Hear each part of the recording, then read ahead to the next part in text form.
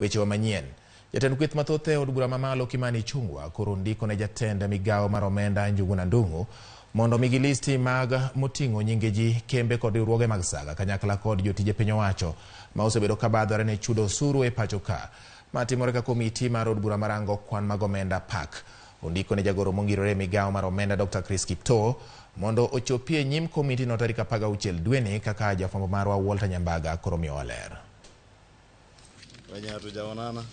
E twak mare kod ute mag fwambo wi wach osuru masani go e siasa pacho ka, Kimani Ichung'wah ma en jatend kweth mathoth e od bura pacho ka oyango ni girito report mabiro wuok e bad migawo mar omenda e wi wach ni nitiere ji moko makwepo chulo osuru pacho ka. Wach ma od bura koro dware listi mag ji makamago. I have today written to the Cabinet Secretary, Professor Njuguna Ndung'u, requesting for information on all tax reliefs, exemptions and waivers that were granted from January 2018 to date.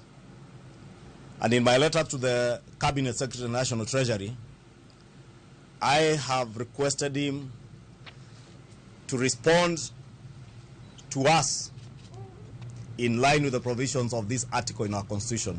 E barua mar Ramogi TV chwe wang'e, Kimani Ichung'wah koni ngire Njuguna Ndung'u oketnegi listi mag nyinge kochakore tarik 1 dwe mokwongo mar 2018 nyaka sani. Kenyans again are aware there are those who used their offices as public officers in this country to grant themselves and their families and their cronies tax waivers. Barua no dwaro nyinge mag ji giwegi mane obuono chulo osuru, nyinge mag kembe kod mago mag riwruoge mag saga mane ok ochulo osuru bende. Kimani bende dwaro nyinge mag kembe mane otimo ala kod piny owacho e yor chalo tije ne sirikal magikone to noyudo fungruok e chudo mag osuru.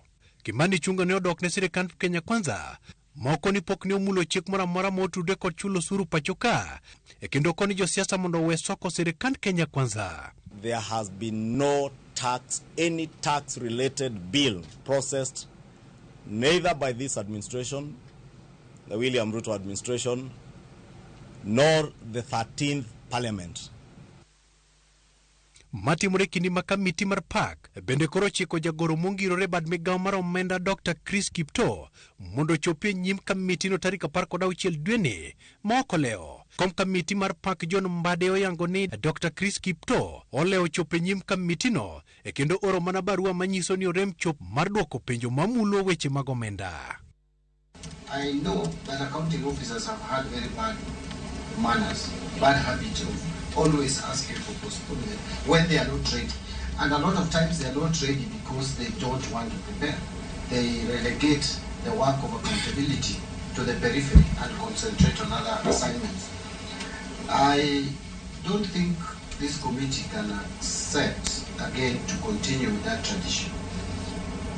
I personally am not persuaded to go. And I'm not sure he's treating this committee with the seriousness it deserves. He may just be thinking this is one of the things we are ticking the box.